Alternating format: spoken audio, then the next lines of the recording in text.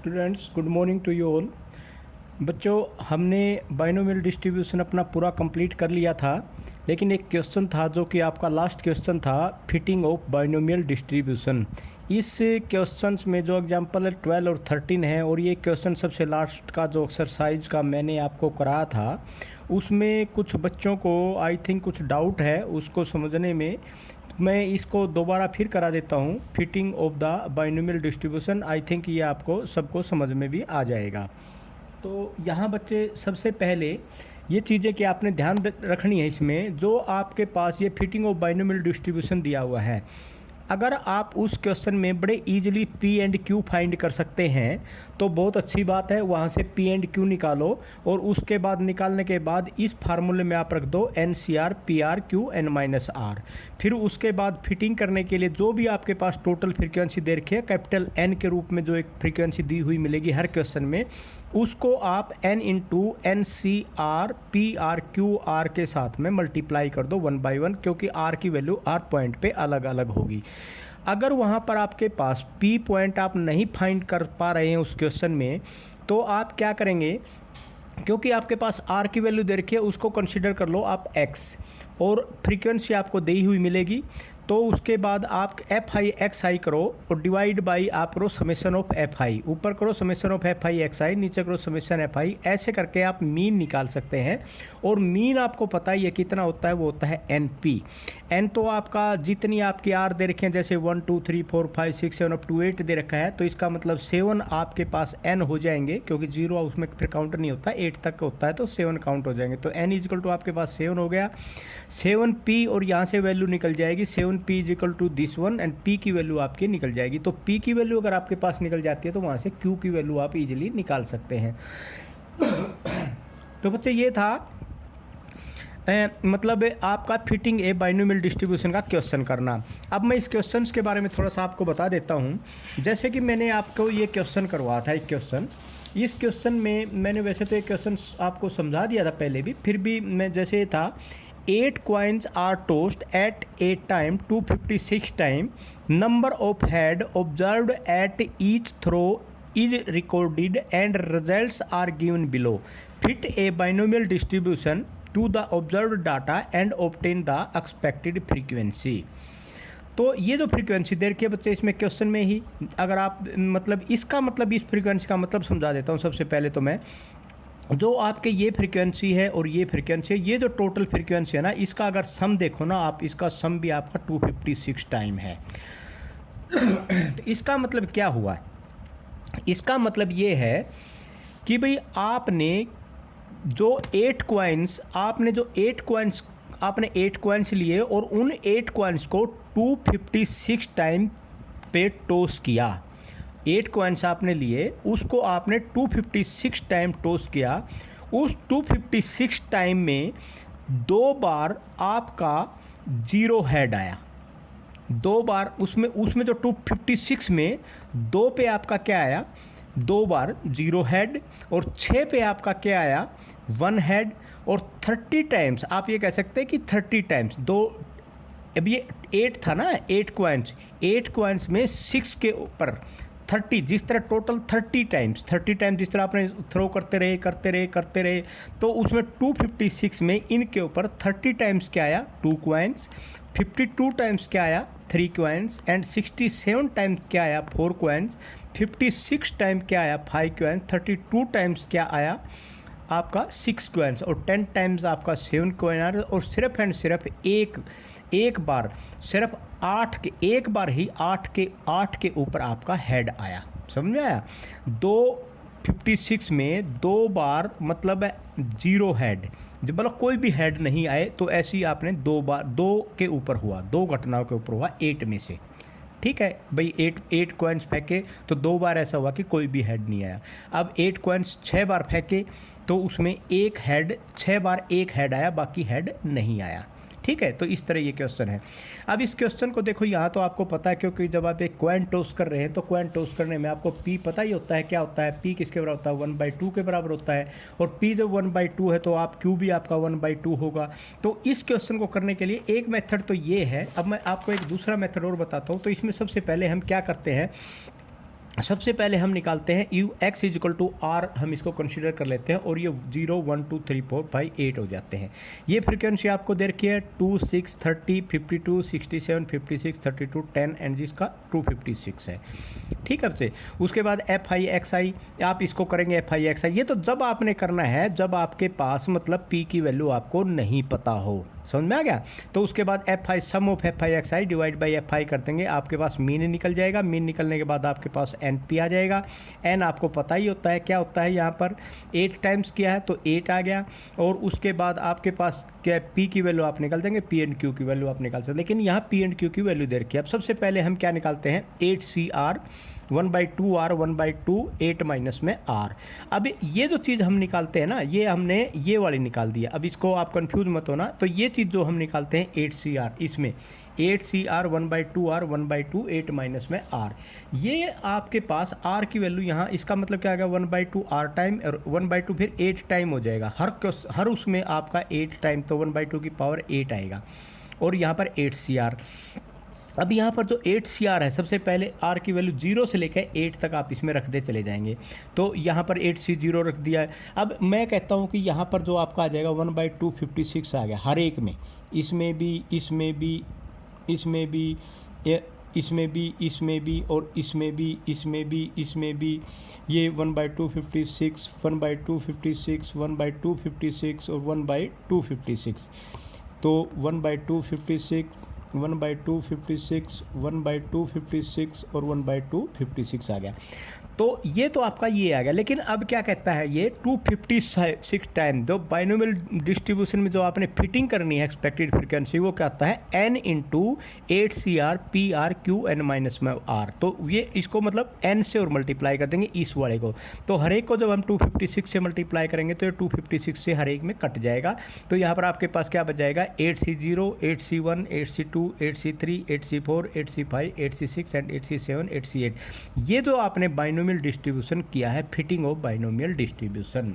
तो ये था क्वेश्चन आपका। और वो जो 12th और 13 क्वेश्चन बच्चे या 13 या 14 क्वेश्चन जो भी किसी बच्चे ने समझे थे, वो आपके सेम टू सेम क्वेश्चन है, आप इसको बड़े इजीली कर सकते हैं।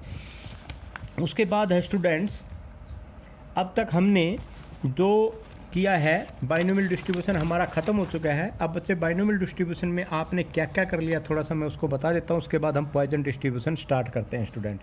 तो सबसे पहले आपके पास यहाँ पर probability of r success is p r is equal to n c r p r q n minus r हमने किया। एन यहाँ पर नंबर ऑफ रिपीटेड ट्रायल्स था, पी आपका प्रोबेबिलिटी ऑफ सक्सेस है, क्यू आपका प्रोबेबिलिटी ऑफ फेलियर है और पी प्लस क्यू आपका क्या होता है 1 होता है। एन सी आर किसके और होता है n factorial r factorial n minus में आर फैक्टोरियल। ठीक है स्टूडेंट। एन सी 0 आपका 1 होता है, एन सी 1 आपका n होता है और एन सी एन आपका ये भी 1 होता है। तो सबसे पहली बात आती है मीन की। मीन आपका एम एन पी होता है, वेरिएंस आपका क्या होता है एन पी क्यू होता है। स्टैंडर्ड डेविएशन उसका आप स्क्वायर रूट कर देंगे एन पी क्यू हो जाएगा। तो यहाँ पर एक चीज़ मैंने अभी जस्ट कराया है, when the experiment be repeated n time, जब किसी भी एक्सपेरिमेंट को आप एन टाइम्स रिपीट करते हैं, the frequency of r success is n into n c r p r q n minus r. ये वन वे से फिटिंग ऑफ बाइनोमियल डिस्ट्रीब्यूशन की बात कर रहा है।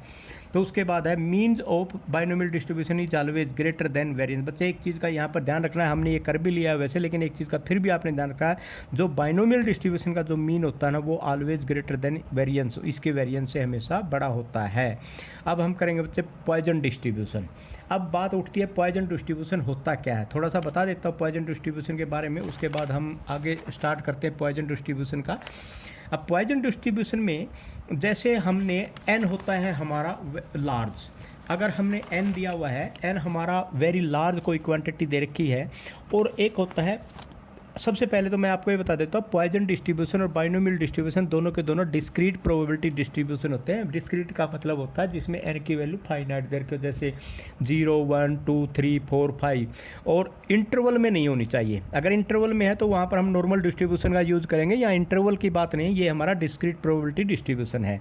तो इसमें हम मान लेते हैं p तो आपका प्रोबेबिलिटी ऑफ सक्सेस होता है, q आपका क्या होता है प्रोबेबिलिटी ऑफ फेलियर होता है। इसके अंदर क्या होता है n जो होता है वो होता है बच्चे बहुत बड़ा, वेरी लार्ज, और p की वैल्यू क्या होती है, वो होती है बहुत स्मॉल। जैसे p की वैल्यू, जैसे कोई कहे कि भाई हमारे ने n तो दे दिया 1 लाख, 1 लाख के करीब दे दिया, और p दे दिया आपका जैसे 0.001।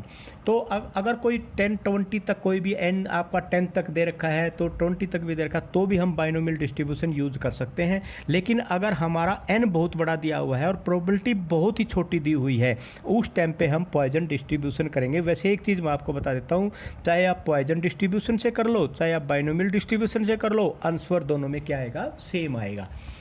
तो स्टूडेंट्स यहाँ पर अब आपको पता चल गया, अगर n की वैल्यू वेरी लार्ज है और p की वैल्यू वेरी स्मॉल है तो हम वहाँ पर पॉइजन डिस्ट्रीब्यूशन का यूज़ करेंगे।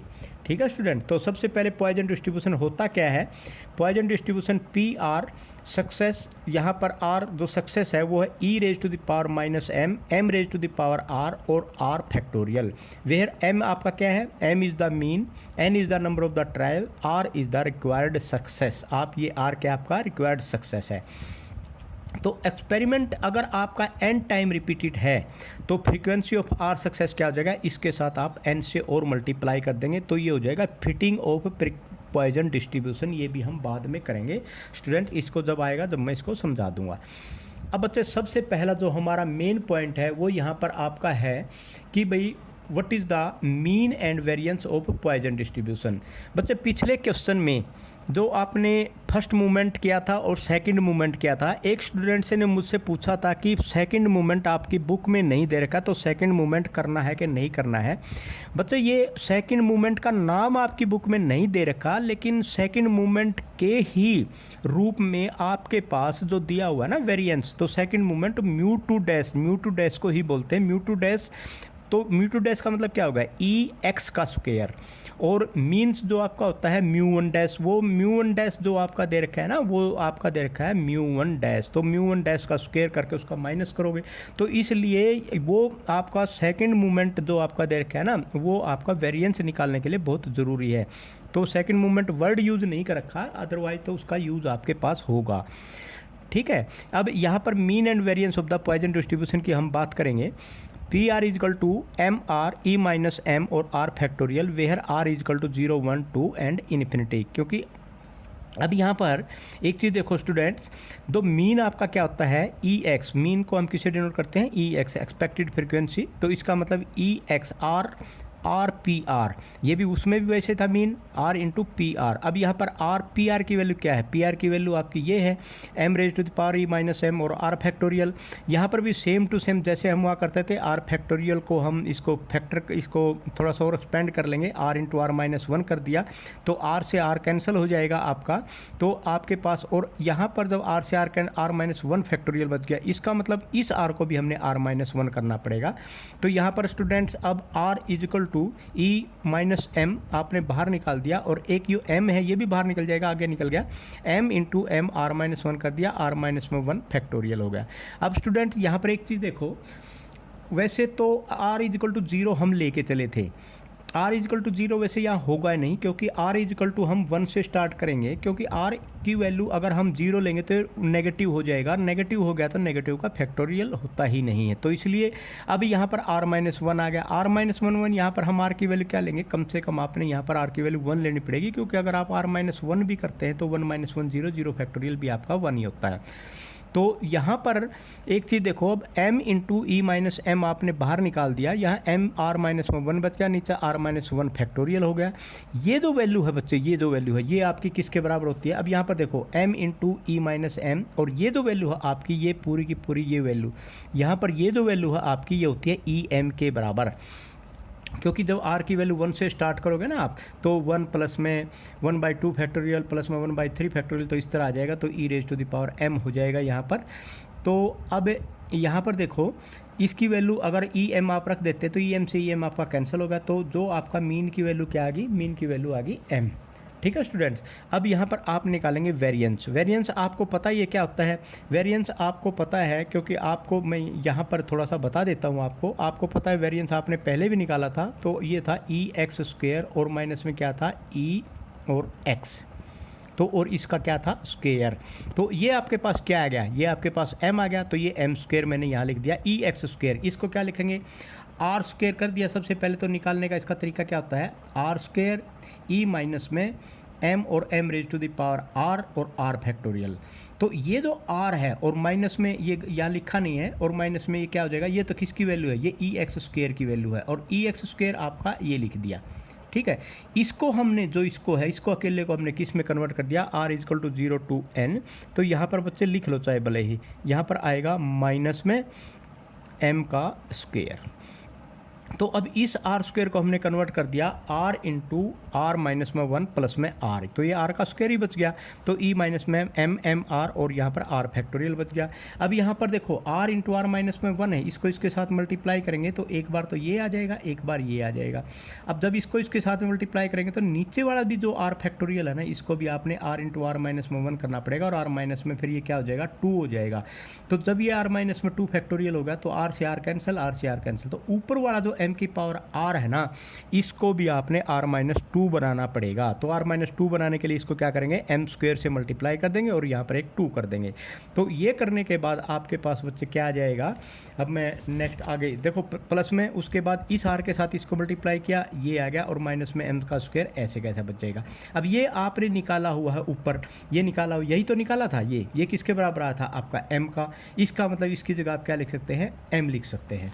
तो नेक्स्ट, तो यहाँ पर e माइनस एम, एम का स्क्वायर, एम आर माइनस में 2, आर माइनस में 2 का फैक्टोरियल प्लस m माइनस में m का स्क्वायर। तो ये जो स्टूडेंट है e माइनस एम, एम का स्क्वायर तो बाहर निकाल दिया, और इस पूरे की जगह फिर आप क्या रख सकते हैं, इसकी जगह e की पावर m रख सकते हैं, प्लस में ये m आ गया और माइनस में ये m स्क्वायर आ गया। तो em से em आपका कैंसिल हो जाएगा, m square plus m minus में m स्क्वायर हो जाएगा। तो m स्क्वायर से m square cancel equal to m। तो इसका मतलब जो वेरिएंस आपका आया बच्चे, वो आपके पास किसके बराबर आ गया, m के बराबर। ये भी m के बराबर आ गया। तो स्टैंडर्ड डेविएशन किसके आ गया, स्क्वायर रूट ऑफ m। अब यहाँ पर एक चीज़ बड़ी नोट करने वाली बच्चे आई है कि आपका पॉइजन डिस्ट्रीब्यूशन का mean and variance are always equal. ये क्वेश्चन भी पूछा जा सकता है कि कौन सा ऐसा डिस्ट्रीब्यूशन है प्रोबेबिलिटी का, कौन सा ऐसा डिस्ट्रीब्यूशन जिसका मीन एंड वेरिएंस हमेशा इक्वल आता है। और बाइनोमियल का क्या था, mean is always greater than variance. तो ये चीज़ का बच्चे आपने ध्यान रखना है।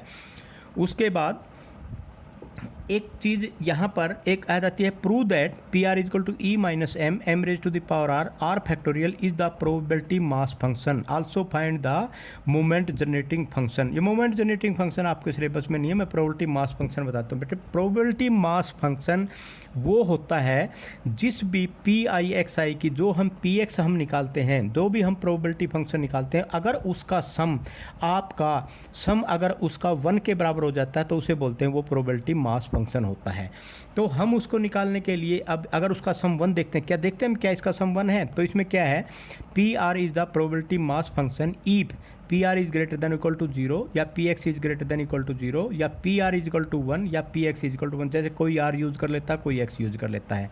तो यहाँ पर एम आर ई माइनस में एम आर फैक्टोरियल आर, तो ई एम बाहर निकल गया, एम आर और आर आ गया। एम आर और आर किसके बराबर हो गया, ये हमेशा ई एम के बराबर होता है। अगर यहाँ पर भी वही हो, यहाँ पर वही हो, तो ये ई एम के बराबर होता है। तो ई माइनस एम इंटू एम, तो किसके बराबर आ गया, 1 के बराबर होगा। तो इसका सम किसके बराबर हो गया, 1 के बराबर होगा। तो हम ये कह सकते हैं ये आपका प्रोबेबिलिटी मास फंक्शन है। ठीक है स्टूडेंट्स, अब हम यहाँ पर स्टार्ट करते हैं बच्चे अपना जो भी क्वेश्चंस। एक जो आपका फर्स्ट क्वेश्चन दिया हुआ है, इसका क्वेश्चन नंबर फर्स्ट, मैं सबसे पहले आपको वही करवा देता हूँ। वो ये है कि चलो इसको बाद में, फर्स्ट क्वेश्चन फिर बाद में करेंगे, पहले हम क्वेश्चन कर लेते हैं। बहुत ही इजी क्वेश्चन है। अब इन क्वेश्चनों को करने के लिए आपके पास क्या मेथड है, क्या है, ये बहुत ही इजी क्वेश्चन है बच्चे। अब सबसे पहले आप देखो क्वेश्चन नंबर 2, जो क्वेश्चन नंबर 2 आपके एक्सरसाइज का दिया हुआ है, उस क्वेश्चन में आपके पास क्या है students, 4 poison distribution find P2। P2 R है, ये R2 दे दिया, गिवन दैट। अब यहाँ पर आपके पास क्या दिया हुआ है, इसमें गिवन m, अच्छा m की वैल्यू दी, m is equal to 0.7, sorry ये आपके पास दिया हुआ है इसने। तो ये m इज इक्वल टू, चलो मैं इसको खोल ही लेता हूँ फिर, नहीं तो ऐसे फटता ही रहेगा सारा। तो स्टूडेंट्स यहाँ पर जैसे इसमें हम कर रहे हैं पॉइजन डिस्ट्रीब्यूशन, हमारे यहाँ पर पॉइजन डिस्ट्रीब्यूशन में मेन चीज़ें होती हैं दो चीज़ें। एक तो आपके पास आर की वैल्यू आनी चाहिए, एक आपके पास मीन की वैल्यू आनी चाहिए। अगर मीन नहीं दे रखा है तो एनपी करके आप उसका मीन निकाल सकते हैं और आर आपके पास दिया हुआ मिलेगा तो आप हर क्वेश्चन में आप उसका आर भी निकाल लेंगे। जब भी आपके पास उस क्वेश्चन का आर निकल जाएगा तो उसके बाद तो आपके पास बहुत ईजी हो जाएगा फिर सारा का सारा ये करना। तो स्टूडेंट यहाँ सबसे पहले जैसे इस क्वेश्चन में दिया हुआ है कि भाई क्वेश्चन नंबर 2 में तो for poison distribution find P2 का मतलब R की वैल्यू 2 पुट करके अपने पॉइजन डिस्ट्रीब्यूशन में निकालना है। Given that M equal to 0.7, यही दो चीज़ें हमें चाहिए और यही दोनों चीज़ें यहाँ दे रखी हैं। तो फिर इस क्वेश्चन में क्या बच गया, बहुत ईजी हो गया। तो Px इजिकल टू R किसके बराबर होता है, e raise to the power minus m raise to the power r divide by r factorial. R की वैल्यू क्या है 0, 1, 2 अप टू लास्ट। अब बच्चे यहाँ पर देखो, अगर आप r की जगह 2 पुट कर देते हैं तो e raise to the power 0 minus 2 और यहाँ पर 0.7 की पावर 2 डिवाइड बाई 2 फैक्टोरियल। तो यहाँ पर आपने स्टूडेंट एक चीज़ देख ली कि भाई ये जो चीज़ है आपकी कि भाई e raise to the power, अब e raise to the power जो ये दे रखा है ना 0.2, तो e raise to the power जो 0.2 है स्टूडेंट्स, इसको आपने लॉग टेबल से जो ई की आपके पास पावर दी हुई मिलेगी तो उसमें आपने ये लॉग टेबल से आपने देखना पड़ेगा कि भाई ई की पावर क्या है क्या नहीं है, तो उसके अनुसार ये आपने इसकी वैल्यू देखनी पड़ेगी। अब यहाँ पर जैसे ये दे रखा है e raise to the power 0.7 दे दिया जैसे, अब यहाँ पर बच्चे ई रेज टू द पावर 0.7 की वैल्यू आपने निकालनी पड़ेगी और ई रेज टू द पावर 0.7 की वैल्यू आपने आप अगर टेबल है, अगर आपके पास लॉग टेबल है तो टेबल दी हुई मिलेगी माइनस m की। तो यहाँ पर जिस तरह आपके पास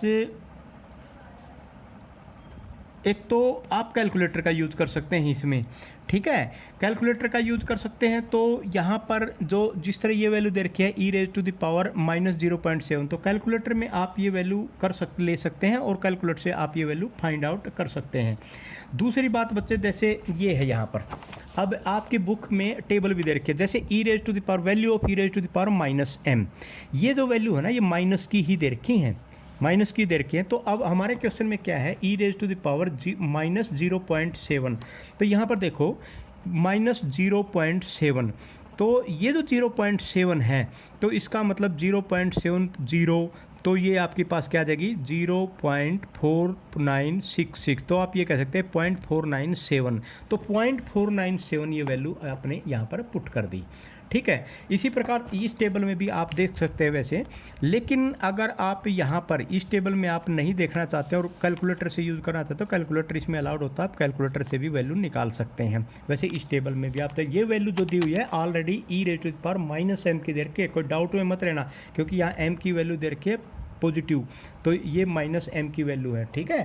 तो कैलकुलेटर से भी आप इजीली निकाल सकते हैं अगर टेबल का, क्योंकि इसमें न्यूमेरिकल एनालिसिस में कैलकुलेटर इज अलाउड। तो उसके बाद है next question, criticise the following statement. तो ये यहाँ पर आपने इसकी वैल्यू रख दी, इसकी वैल्यू रख दी और ये वैल्यू आपने निकाल दी। तो यहाँ पर P की वैल्यू आपने जो x इजिकल टू 2 था, R की वैल्यू 2 पे आपने ये निकाल दिया पॉइजन डिस्ट्रीब्यूशन। तो criticise the following statement, mean of the Poisson distribution is 5 where the standard deviation is 4। अब बच्चे यहाँ पर एक चीज़ देखो, स्टैंडर्ड डेविएशन किसके बराबर होता है, ये तो वेरिएंस का आप कह सकते हैं स्टैंडर्ड डेविएशन वेरिएंस का स्क्वायर होता है, या आप ये कह सकते हैं variance is equal to standard deviation का स्क्वायर रूट, ठीक है। तो उसके बाद आप ये भी कह सकते हैं कि स्टैंडर्ड डेविएशन जो होता है वेरिएंस का क्या होता है, स्क्वायर रूट होता है। तो स्टैंडर्ड डेविएशन का स्क्वायर इज इक्वल टू क्या होता है, वेरिएंस होता है। तो आप यहाँ पर एक चीज़ देखो, जब आपके पास स्टैंडर्ड डेविएशन दे रखा है तो स्टैंडर्ड डेविएशन दे रखा तो वेरिएंस क्या होगा, उसका स्क्वायर कर दो, तो उसका स्क्वायर क्या होगा 16।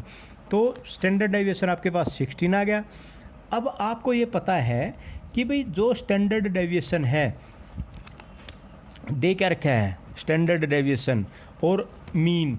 अब अभी आपने किया था पीछे इस क्वेश्चन में, ये देखो ये क्या था, मीन एंड वेरिएंस।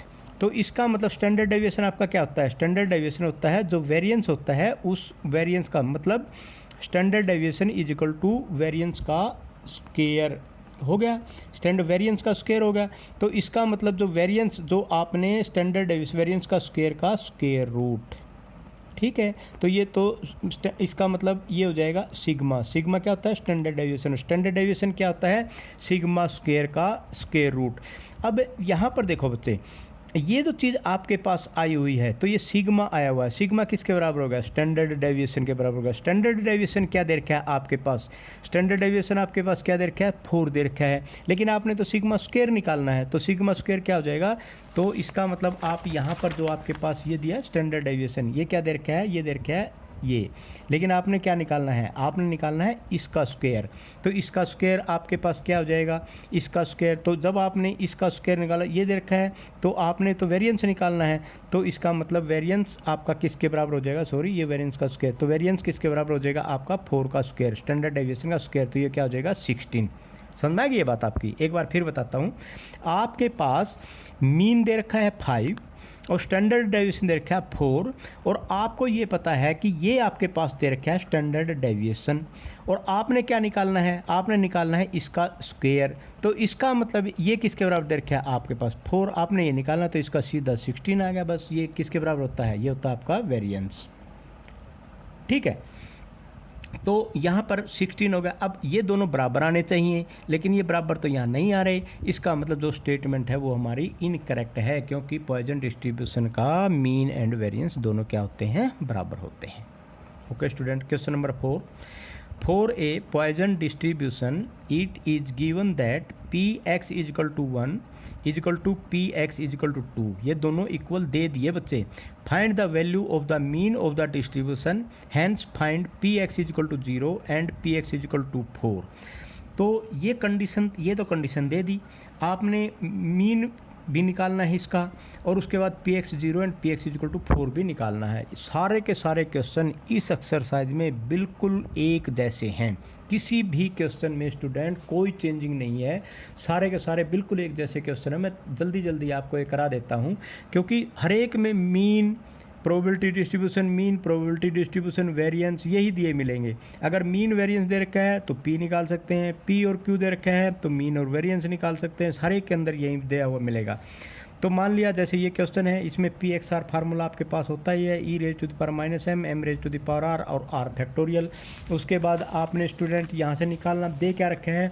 दे आपके पास ये रखा है p x is equal to 1 और p x is equal to 2।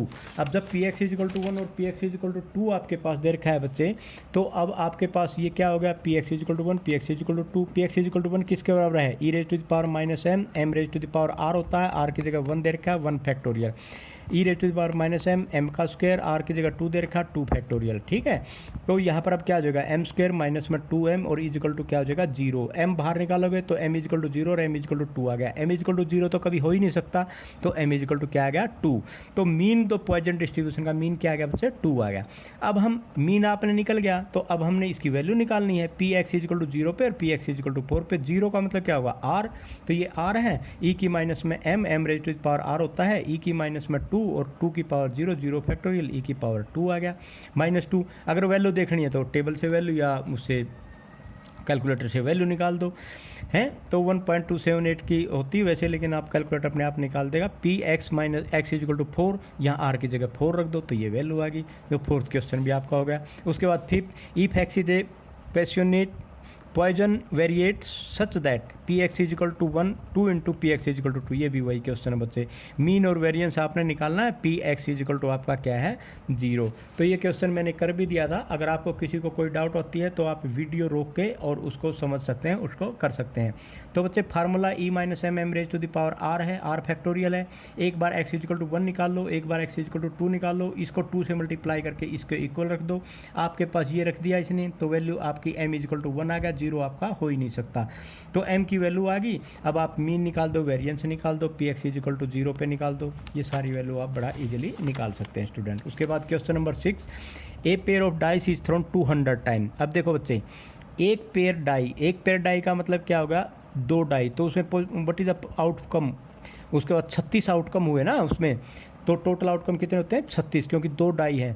If getting a sum of 9 is considered a success. जो सम ऑफ कितने considered? 9। Using Poisson distribution find mean and variance of the number of success. अब बच्चे यहाँ पर probability नहीं दे रखी है तो प्रोबेबिलिटी आपने निकालनी है। प्रोबेबिलिटी निकालने का तरीका बहुत ईजी है। अब 9 कब कब हो सकते हैं? मान ले एक पे 6 आ जाए, एक पे 3 आ जाए, 3 आ जाए, 6 आ जाए, 4 आ जाए, 5 आ जाए, 5 आ जाए, 4 आ जाए, या 6 आ जाए, 3 आ जाए। तो पॉसिबल आउटकम कितने हो गए, मतलब फेवरेबल आउटकम कितने हो गए आपके? 4, और टोटल कितने हैं? 36। तो इसका मतलब आपकी प्रोबेबिलिटी क्या आ गई? 4/36, 1/9। तो यही आपने निकालते ही एन कितना दे रखा है? 200 टाइम। तो एन पी निकाल दो। तो एन पी आपका क्या हो जाएगा? मीन। तो एन पी आपका क्या हो जाएगा? एन। मीन क्या हो जाएगा? N P. और आपको एक चीज़ और बता रहा हूँ, इसने पूछ रखा मीन एंड वेरिएंस। देखो बच्चे, पॉइजन डिस्ट्रीब्यूशन में मीन एंड वेरिएंस दोनों के दोनों बराबर होते हैं। तो मीन निकाल लो, वेरिएंस निकाल लो, सब बराबर है। एन पी इक्वल टू 200 × 9, तो 22.22, ये भी वेरिएंस और यही आपका मीन। उसके बाद क्वेश्चन नंबर 7। क्वेश्चन नंबर 7 में बच्चे आपके पास, क्वेश्चन नंबर 7 में वैसे पढ़ देता हूँ क्या है। सारे के सारे क्वेश्चन बिल्कुल एक जैसे हैं बच्चे। आपका किसी भी क्वेश्चन में कोई चेंजिंग या किसी प्रकार का कोई नहीं, सारे के सारे लगभग एक जैसे हैं। If 2% of the item manufactured by a factory are defective. ये 2% जो आपका दे दिया बच्चे, ये जो दे दिया ना 2%, ये दे दिया 2%। क्वेश्चन की मैं बात कर रहा हूँ, ये दे दिया 2% of the item manufactured by a factory are defective. इसका मतलब ये प्रोबेबिलिटी दे दी। Find the probability that there are 3 defective items in the sample of 100। ये हो गया एन हो गया 100, आर हो गया 3, और वैल्यू निकाल दो, बात खत्म हुई। उसके बाद प्रोबेबिलिटी क्या होगी? 2/100, एन हो गया 100, आर हो गया आपका, ये फार्मूला होता है, आर की वैल्यू 3 रख दो। 3 वैल्यू रखने के बाद ये आपका आंसर आएगा स्टूडेंट। तो ये 7 तक क्वेश्चन बच्चे आपने कर लिए थे। अब ये 7 क्वेश्चन के बाद अब नेक्स्ट जो है,